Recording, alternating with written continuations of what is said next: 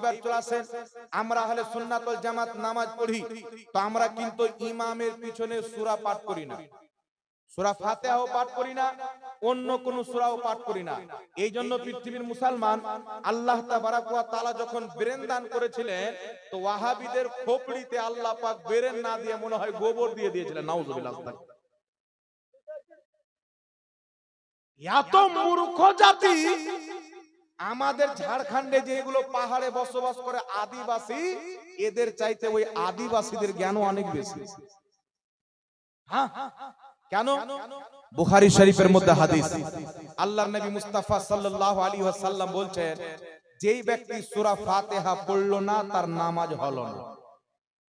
আমরা কি সূরা ফাতিহা পড়ি ইমামের পিছে? এই জোরে বলেন পড়ি? তাহলে হাদিস মোতাবেক আমাদের নামাজ হয় না, নাকি বলেন? নাউজুবিল্লাহ। এটা তারা বলতে চায়। রাসূল পাক বলেছেন, যেই ব্যক্তি সূরা ফাতিহা পড়লো না তার নামাজ হলো না। আর হানাফিরা ইমামের পিছে সূরা ফাতিহা পাঠ করে না, সুতরাং তাদের নামাজ হয় না। কিন্তু পৃথিবীর মুসলমান কিয়ামতের সকাল পর্যন্ত এমন কোন হাদিস কেউ এনে দেখাতে পারে না যে আমার নবী বলেছেন যেই ব্যক্তি ইমামের পিছে সূরা ফাতিহা পড়বে না তার নামাজ হবে না। এইরকম কোন হাদিস নাই। নবী মুস্তাফা বলেছেন, যেই ব্যক্তি সূরা ফাতিহা পড়লো না তার নামাজ হলো না। এখন লামাযহাবিকে বলতে চাই, তোমাদের মতো আমরা দাজ্জাল কানা এবং মুনাফিক নয়। নবী মুস্তাফার হাদিস পড়ো, ইবনে মাজার মধ্যে হাদিস, নাসাই শরীফের মধ্যে হাদিস। তোমাদের গুরু আলবানী হাদিসটিকে সহিহ বলেছেন। হযরতে আবু হুরায়রা বর্ণনা করতেছেন, কি বর্ণনা করতেছেন? ক্বালা রাসূলুল্লাহি সাল্লাল্লাহু আলাইহি ওয়াসাল্লাম, ইন্নামা জুইলাল ইমামু লিইউতাম্মা বিহি, ফাইদা কাব্বারা ফাকাব্বিরু, ফাইদা কারাআ ফানসিতু। আমার নবী মুস্তাফা সাল্লাল্লাহু আলাইহি ওয়াসাল্লাম বলতেছেন, কি বলতেছেন? ইমাম এই জন্য নিযুক্ত করা হয় যে ইমামের অনুসরণ করতে হবে। ফাইদা কাব্বারা, ইমাম যখন তাকবীর বলবে, ফাকাব্বিরু, তোমরাও তাকবীর বলো। ফাইদা কারাআ, ইমাম যখন কিরাত আরম্ভ করবে, নবী মুস্তাফা বলছেন ফানসিতু, তখন তোমরা চুপচাপ হয়ে যাও। একটু জোরে হবে না বাবা? সুবহানাল্লাহ। তাহলে বুখারীতে হাদিস, নবী বলছেন যে সূরা ফাতিহা পড়লো না তার নামাজ হলো না। নাসাইতে ইবনে মাজাতে হাদিস, যে ইমামের পিছনে পড়তে হবে না, চুপচাপ থাকতে হবে। তো আমরা আহলে সুন্নাত ওয়াল জামাত বুখারীর হাদিসকেও মানি, নাসাইর হাদিসকেও মানি। ইমামের পিছনে থাকলে চুপচাপ থেকে নাসাইর হাদিসে আমল করি। একা একই নামাজ পড়লে সূরা ফাতিহা পড়ে বুখারীর হাদিসে আমল করি। তো সত্যিকারী কেউ যদি হাদিস মানে, আহলে সুন্নাত ওয়াল জামাতরা মানে। আর ওয়াহাবি বুখারীর হাদিসকে নিয়ে নাসাইর হাদিসকে বাদ দিয়ে দিচ্ছে, মুসনাদে আহমদের হাদিসকে বাদ দিয়ে দিচ্ছে। তাহলে এটা আহলে হাদিস হলো না, আহলে খবিস। এটা হাদিস মানা হলো না, হাদিসের সঙ্গে জালিয়াতি করা হলো। এইবার চলে আসেন পৃথিবীর মুসলমান, আরেকটি কথা আপনাকে বলে দিই বাবা, এই যে সূরা ফাতিহা পড়লো না তার নামাজ হলো না। আচ্ছা বলেন তো, নবীর হাদিস সাহাবীরা বেশি বুঝে না মৌলবীরা বেশি বুঝে? বলেন বাবা। সাহাবীরা বেশি বুঝে। তো এই বিষয়ে সাহাবী কি বলেছেন? জামেউ তিরমিজির মধ্যে ইমাম তিরমিজি রাহমাতুল্লাহ আলাইহি একটি হাদিস লিখেছেন। হাদিসটি উল্লেখ করে বলছেন যে হাদা হাদিসুন হাসানুন সহিহুন, এই হাদিসটা হলো হাসান সহিহ। আলবানী তিরমিজির তাহকিক করতে গিয়ে ওয়াহাবিদের ইমাম বলছে হাদিসটি সহিহ। হযরতে জাবির ইবনে আব্দুল্লাহ রাদিয়াল্লাহু তাআলা আনহু বলছেন, যেই ব্যক্তি সূরা ফাতিহা পড়লো না তার নামাজ হলো না, ইল্লা আইয়াকুনা ওয়ারা আল ইমাম, কিন্তু ইমামের পিছে থাকলে পড়তে হবে না। হযরতে জাবির ইবনে আব্দুল্লাহ মুজতাহিদ তবকার সাহাবী, জ্ঞানী সাহাবী, ইলমওয়ালা সাহাবী, উনি কি হাদিসের ব্যাখ্যা দিলেন যে মুস্তাফা বলেছেন যে সূরা ফাতিহা পড়লো না তার নামাজ হলো না, এটা একা একই নামাজের জন্য, ইমামের পিছে থাকলে পড়তে হবে না। সাহাবায়ে কেরাম যেমন ভাবে নবীর হাদিস বুঝেছেন, আমরা হানাফিরাও তেমন ভাবে বুঝি। বলো সুবহানাল্লাহ। এই জন্য পৃথিবীর মুসলমান ইমাম তিরমিজি রাহমাতুল্লাহ আলাইহি তিরমিজি শরীফের মধ্যেও হাদিসটি উল্লেখ করেছেন, যেই ব্যক্তি সূরা ফাতিহা পড়লো না তার নামাজ হলো না। ইমাম তিরমিজি বলছেন, ক্বালা সুফিয়ানুস সাওরী ইদা কানা ওয়াহদা, ইমাম সুফিয়ান সাওরী বলতেছেন যে এই হাদিসটি হচ্ছে ইদা কানা ওয়াহদা, একা একই নামাজের জন্য। ইমামের পিছের জন্য নয়, এক একই নামাজের জন্য। ইমাম আবু দাউদ শরীফের মধ্যে উল্লেখ করেছেন, ইমাম ইবনুল মুবারক রাহমাতুল্লাহ আলাইহি তিনি বলতেছেন এই হাদিসটি হচ্ছে একা একই জন্য। এই জন্য স্পষ্ট হয়ে গেল বাবা, একা একই নামাজ পড়লে সূরা ফাতিহা না পড়লে নামাজ হবে না, ইমামের পিছনে সূরা ফাতিহা পাঠ করা বৈধ হবে না। তাই আমরা আহলে সুন্নাত ওয়াল জামাত ইমামের পিছে সূরা ফাতিহা পাঠ করি না, একা একই থাকলে ছাড়ি না। আমরা দুটোই হাদিসকে মানি, জোরে বলেন সুবহানাল্লাহ। এজন্য ইমামের পিছনে সূরা ফাতিহা পাঠ করা বৈধ নয়, নামাজ খারাপ হয়ে যাবে, ওয়াজিবুল ইআদা হয়ে যাবে। এবার আসেন বাবা, আমরা নামাজ যখন কমপ্লিট করি তো নামাজের শেষে আমরা দোয়া করি, করি কি করি না? আপনারা করেন তো? নামাজ যখন শেষ হয়ে যায়, ফরজ নামাজ শেষ করার পর আমরা হাত তুলে সবাই মিলে দোয়া করি। একজন ব্যক্তি দোয়া করে ইমাম সাহেব, বাকি সবাই আমিন বলে। রাসূল পাক সাল্লাল্লাহু আলাইহি সাল্লাম বলেছেন যে আল্লাহ তাবারাক ওয়া তাআলা হযরতে মুসা আলাইহিস সালামকে একটা জিনিস দান করেছিলেন, যেটা আমাকে দান করেছেন। সেটা কি? বলছেন মুসা আলাইহিস সালাম দোয়া করতেন, হারুন আলাইহিস সালাম আমিন বলতেন। তো আমার উম্মতের একজন দোয়া করবে, বাকি সব আমিন বলবে, তো আল্লাহ তাবারাক ওয়া তাআলা আমার উম্মতের দোয়াকে কবুল করে নেবেন। এখন আমরা ফরজ নামাজের পর দোয়া করি, মার্কেটে কিছু টুপিওয়ালা শয়তান বেরিয়েছে বাবা, এখন শয়তান আরাম করতেছে। আপনাদের মালদা জেলার একজন ব্যক্তি একটা জঙ্গলে গিয়েছে, দেখছেন জঙ্গলের মধ্যে একজন ব্যক্তি বসে আছে, সোনার চেয়ারে পা হিলাচ্ছে, বসে আছে, মনে হচ্ছে তার কোনো টেনশন নাই। লোকটি জিজ্ঞাসা করছেন, বাবা তুমি কে? তো উত্তরে বলছে আমি ইবলিস। বলে কোন ইবলিস? বলছে আমি শয়তান ইবলিসকে তোমরা চিনো না? তো মালদা জেলার লোকটা বলছে তোর কাজ হলো নামাজিকে বেনামাজি করা, রোজাদারকে রোজা ভাঙানো, মানুষকে খারাপ কাজে নিয়ে যাওয়া, ভালো কাজ থেকে বাধা দেওয়া, তো তুমি এখানে বসে আছো, তোমার কাজ কে করছে? তো শয়তান বলছে সব আহলে হাদিস মৌলবীকে খেলাফত দিয়ে এসেছি, তারা আমার কাজ চালাচ্ছে, আমি এখন রেস্টে আছি। তো এরা হলো টুপিওয়ালা দাড়িওয়ালা শয়তান। এরা মানুষকে গুমরা করে কি? ফরজ নামাজের পর আল্লাহর নবী সাল্লাল্লাহু আলাইহি সাল্লাম হাত তুলে দোয়া করেছেন, পৃথিবীর কোনো হাদিসে নাই। তুই তো বেটা কানা কুয়ার ব্যাং, তুই কি করে বুঝবি যে কুয়ার বাইরে যদি যায় তো কালিয়াচক আছে, দিল্লি আছে, বোম্বে আছে, হাজারো শহর আছে, তুই তো কুয়ার মধ্যে ঢুকে আছিস। আর ওয়াহাবিদের জ্ঞান সীমাবদ্ধ, অল্প জ্ঞান। এরা পড়ালেখা করে না, যদি হাদিস পেয়ে যায় তো মানুষের সামনে উপস্থাপন করে না। আর আমরা আহলে সুন্নাত ওয়াল জামাত হাদিস যেই দিকে পাই আমরা ওই দিকে যাই। আর এদের কর্তব্য হচ্ছে হাদিস যদি আমাদের বিপক্ষে হয় জাল বলে উড়িয়ে দাও, আর জাল হাদিস যদি আমাদের পক্ষে হয় তো সহি বলে চালিয়ে দাও। এটা এদের।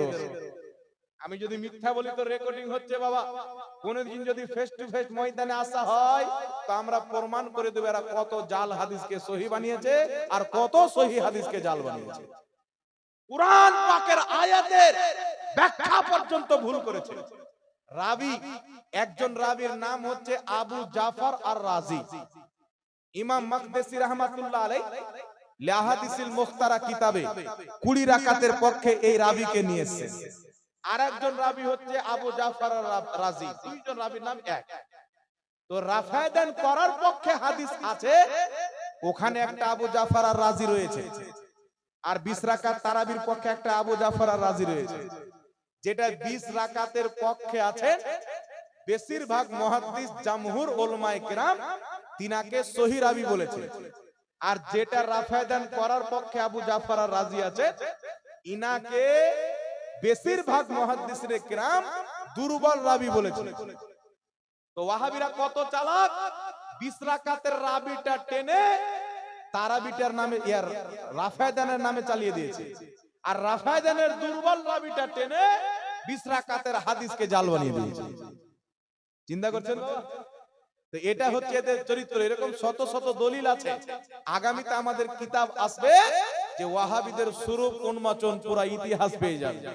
আলহামদুলিল্লাহ, আপনাদের কালিয়াচকের ছেলে মাওলানা মুনিরুল ইসলাম আপনার মুর্শিদাবাদ হরিবাটি মাদ্রাসাতে পড়াই ওয়াহাবিদের যত নোংরা কুফরি বিদাতি জাহান্নামী আকীদা আছে সবকে একত্রিত করে একটা বই লিখেছে, কমপ্লিট হয়ে গেছে। বইটা যদি ছাপানো হয়ে যায় ইনশাআল্লাহ আপনাদের কালিয়াচক অবধি পৌঁছে যাবে, আপনারা কিনে অবশ্যই পড়বেন। তাহলে আপনারা বুঝে যাবেন যে ওয়াহাবি মতবাদ এটা ইসলামের মতবাদ নয়, খ্রিস্টানদের বানানো মতবাদ। অটোমেটিক আপনি বুঝে যাবেন, বলার দরকার পড়ে না। এবার আসেন বিরাদর ইসলাম, আমরা আহলে সুন্নাত ওয়াল জামাত জালসার পর, জালসার মিডিলে, জানাজার পর, দাফনের পর, নামাজের পর সবাই মিলে হাত তুলে দোয়া করি। করি কি করি না বাবা? বাড়িতে দোয়া করি, নতুন গাড়ি কিনলে দোয়া, নতুন বাড়ি করলে দোয়া, বরকতের জন্য দোয়া করি, আছে না নাই? যেন বাড়িতে রহমত বরকত হয়। কিন্তু কিছু মৌলবি বেরিয়েছে আহলে হাদিস, এরা বলছে সম্মিলিত দোয়া কোন হাদিসের কিতাবে নাই, সবাই মিলে দোয়া করা কোন হাদিসের কিতাবে নাই। এই জন্য দেখবেন এদের জালসাতে মৌলবীর বক্তব্য শেষ, আসসালামু আলাইকুম, দোয়া দুরুদ কিছু নাই, শেষ। মারে গায়া মারদুদ না ফাতিহা না দুরুদ। জি, তো ওই জালসা তো মুসলমানদের জালসা নাই, ওটা হলো শয়তানদের জালসা। এবার আমি আপনাকে হাদিস দিচ্ছি, শুনেন। কিতাবটির নাম মুআজামুল কবির লিতাবরানী। এই কিতাবের মধ্যে ইমাম তাবরানী হাদিসটি উল্লেখ করেছেন, ইমাম হাইসামি মাজমাউজ যাওয়াইদে হাদিসটি উল্লেখ করেছেন। ইমাম হাইসামি বলছেন রিজালুহু রিজালুস সহিহ, এই হাদিসের প্রত্যেকটা বর্ণনাকারী সহিহ। লা মাযহাবিদের মোল্লা আলবানীও বলেছে হাদিসটি সহিহ। হাদিসটি কি? আমার আপনার নবী মুস্তাফা সাল্লাল্লাহু আলাইহি ওয়াসাল্লাম বলতেছেন, যখনই মুসলমান দলবদ্ধ হয়ে, একত্রিত হয়ে, সম্মিলিতভাবে সবাই মিলে নিজের হাতকে উত্তোলন করে আল্লাহর কাছে দোয়া করে, আল্লাহ পাক অবশ্যই তাদের দোয়াকে কবুল করে নেয়। রাসূল পাক কি বললেন? যখনই মুসলমান সবাই মিলে দলবদ্ধ হয়ে, একত্রিত হয়ে, কিছু সংখ্যক লোক একত্রিত হয়ে সম্মিলিতভাবে সবাই আল্লাহর কাছে হাত উত্তোলন করে দোয়া করে, আল্লাহ তাদের দোয়াকে অবশ্যই কবুল করে নেয়। আমার নবী মুস্তাফার এই হুকুমটা হচ্ছে আম হুকুম। কি হুকুম? আম হুকুম। নবী জায়গা নির্ধারিত করেননি যে এখানে করতে পাবে, এখানে করতে পাবে না। নবী হুকুম করেছে যে যখনই মুসলমান দলবদ্ধভাবে সবাই মিলে হাত তুলে দোয়া করবে, আল্লাহ তার দোয়াকে কবুল করে নেবে। আর লা মাযহাবিদের ইমাম আব্দুর রহমান মুবারকপুরী তোহফাতুল আহওয়াজির দ্বিতীয় খণ্ডের 174 পৃষ্ঠার মধ্যে লিখেছে, নবী মুস্তাফার আম হুকুম যদি হয় তো ওই আমলটা প্রত্যেক জায়গার জন্য প্রযোজ্য হবে, তাকে খাস করা বৈধ হবে না। এই জন্য পৃথিবীর মুসলমান জালসাতে মুসলমান একত্রিত হয়, নামাজে একত্রিত হয়, জানাজাতে একত্রিত হয়, দাফন করার জায়গাতে একত্রিত হয়। যেখানে একত্রিত হবে সবাই মিলে হাত তুলে দোয়া করবে, নবী মুস্তাফার হাদিসের প্রতি আমল হবে। আর একে যারা বিদআত বলবে তারা ইংরেজ হয়ে মরবে, মুসলমান হয়ে যাবে। এদের দিমাগের মধ্যে গোবর ভরা আছে বাবা। এত সহিহ স্পষ্ট নবীর হুকুম থাকতে মানুষকে তারা বোকা বানায় যে সবাই মিলে হাত তুলে দোয়া করা যাবে না। এক জায়গাতে আমাকে বলছে, হুজুর হাত তুলে দোয়া করার বিধান শরীয়তে নাই। আমি বললাম, বেটা তুই পাও তুলে দোয়া কর। আবু দাউদ শরীফের মধ্যে হাদিস, রাসূল পাক সাল্লাল্লাহু আলাইহি সাল্লাম বলছেন, যখনই তুমি আল্লাহর কাছে কিছু চাইবে তো দুইখানা হাতকে উত্তোলন করে চাইবে। কারণ তোমাদের আল্লাহ হচ্ছে লজ্জাশীল। কোন ব্যক্তি যদি আল্লাহর কাছে দুইখানা হাত উত্তোলন করে কিছু চায়, আল্লাহ তাদের হাতকে ফিরিয়ে দিতে লজ্জা পায়। ইমাম নববী রাহমাতুল্লাহ আলাইহি হাদিসের ব্যাখ্যা করতে গিয়ে বলেছেন, শারহে মুসলিমের মধ্যে ইমামুল্লাহ আলী কারি মিরকাতের মধ্যে বলেছেন, দোয়া করার পদ্ধতি হলো দুইখানা হাতকে আকাশের দিকে উত্তোলন করে দোয়া করা। বলো সুবহানাল্লাহ। তো এটা তো ইসলামের পদ্ধতি। কিন্তু এরা কি বলবে? জালসা শেষে নবী দোয়া করেছেন, ফরজ নামাজের পর নবী দোয়া করেছেন, এই গাধার বেটা গাধা নবী তো করেছেন, কিন্তু নবীর যখন হুকুম পেয়ে গেলাম, নবী করুক আর না করুক করার হুকুম করেছেন, বৈধ করেছেন। যেই ব্যক্তি করবে নবীর হুকুমই আমল হবে। কথা বুঝতে পেরেছেন কি পারেন না বাবা? এইবার যদি নবীর করা শর্ত হয়, সারা পৃথিবীর লা মাযহাবিকে চ্যালেঞ্জ, আমার নবী 5 ওয়াক্তের আজান দিয়েছেন, একটা জাল হাদিস দেখাও। নবী মুস্তাফা জীবনে একবার আজান দিয়েছে, তো 5 ওয়াক্তের আজান দেওয়া কি নাজেজ হয়ে যাবে বাবা?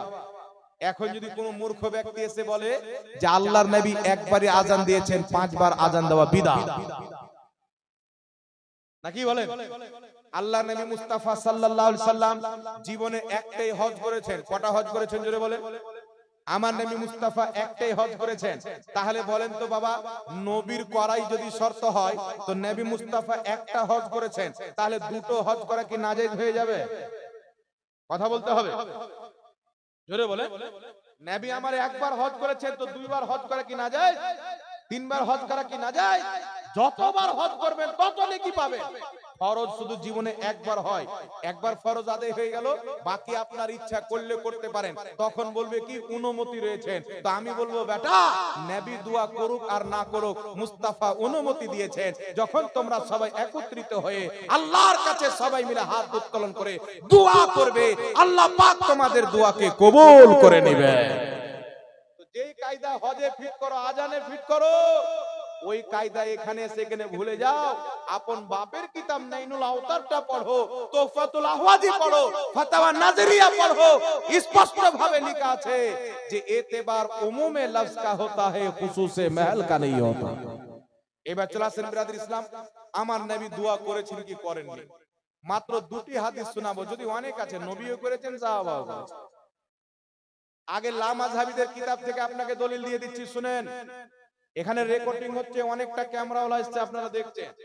একটা রেফারেন্স যদি কোন লামাযহাবী ভুল প্রমাণ করতে পারে যে জাহাঙ্গীর সাহেব আমাদের কিতাবে রেফারেন্স দিয়েছে, সেই কিতাবের মধ্যে নাই, আল্লাহ ইজ্জতের কসম কে বলছে, ওকে 5 লক্ষ টাকা পুরস্কার দেব।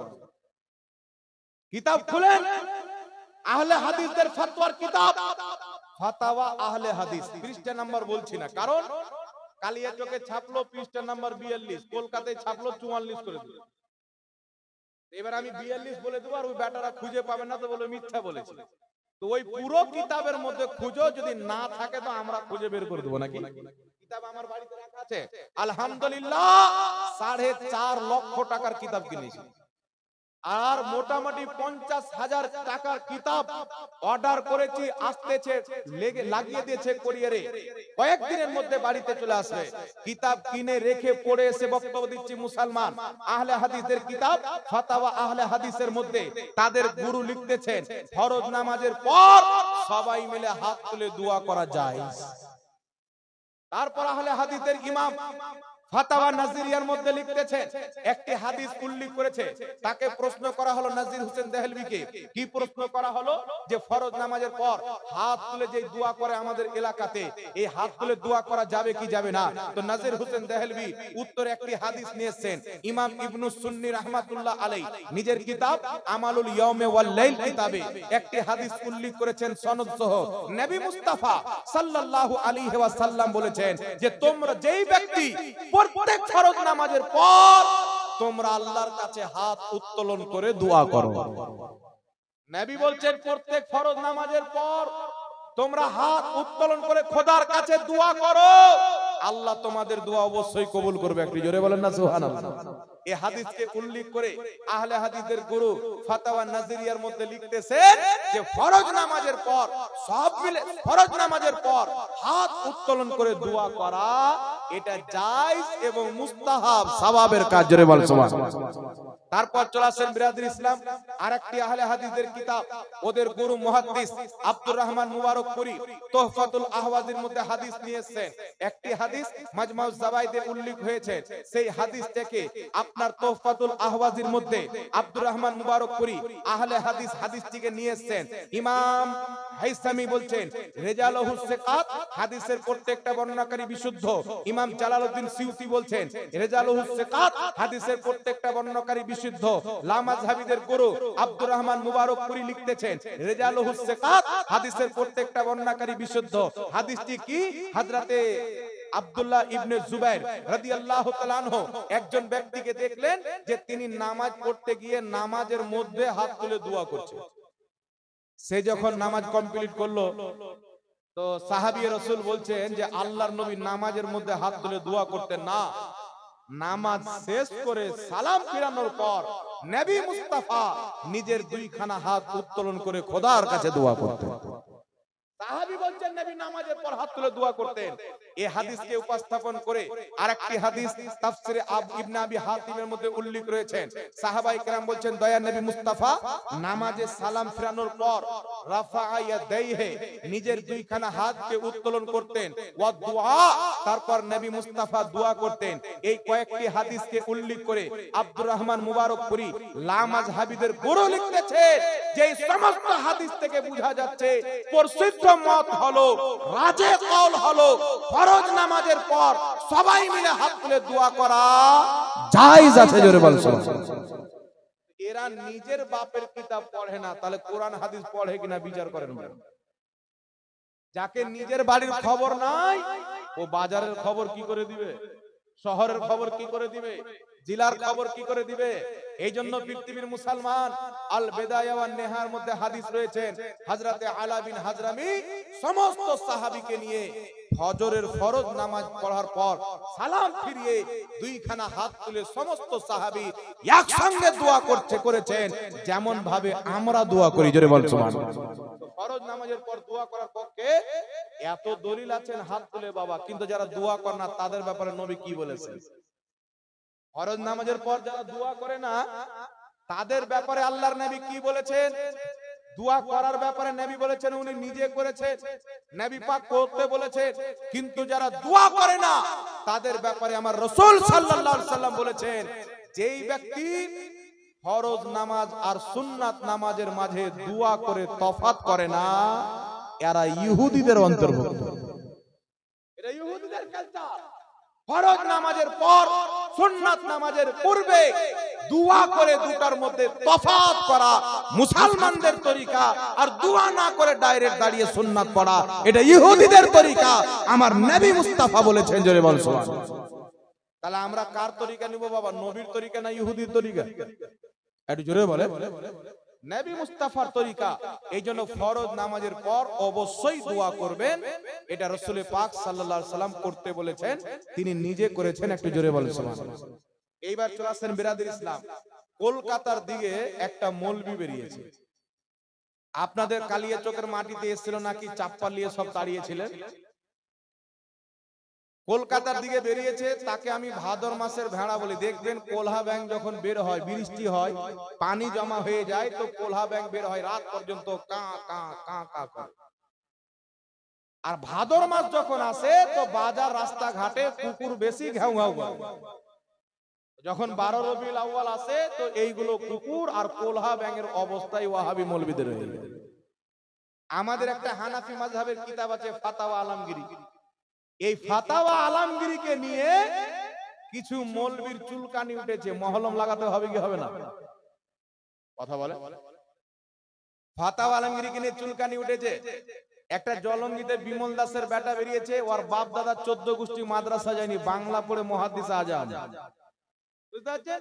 আর কলকাতায় যে গাধা মৌলবী আছে এ রাজমিস্ত্রির কাজ করতো, বাংলা পড়ে এ আবার ওদের মুফতি আজম। এই জন্য আমার নবী বলেছেন কিয়ামতের পূর্বে লোক জাহিলদেরকে মসলা জিজ্ঞাসা করবে, সে নিজে পথভ্রষ্ট হবে, লোককেও পথভ্রষ্ট করবে। ওই যুগ আমাদের এখানে চলে এসেছে বাবা।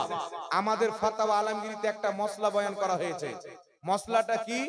যদি কোনো ব্যক্তি কুকুরকে জবাই করে আর তার সমস্ত প্রবাহিত রক্ত যদি বেরিয়ে যায়, আর যারা কুকুর খায়, ধরেন আপনি জবাই করলেন আর খ্রিস্টানরা খায়, আপনার বাড়ির পাশে খ্রিস্টান আছে, সে খ্রিস্টান এসে বলছে তোমরা তো কুকুর খাও না, তোমাদের নিকটে হারাম, তো কুকুরটা আমাদেরকে বিক্রি করে দাও। তো ফাতাওয়া আলমগীরিতে ফোকা 500 জন ফোকায়ে কেরাম ফতোয়া দিচ্ছে যে ওই কুকুরটা মুসলমানের জন্য বিক্রি করা জায়েজ হবে।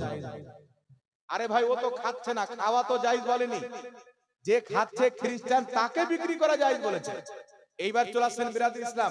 এটাকে নিয়ে বলছেন যে ফাতাওয়া আলমগীরিতে 80% মসলা কুরআন হাদিসের বিরোধী মসলা আছে, ভুল আছে।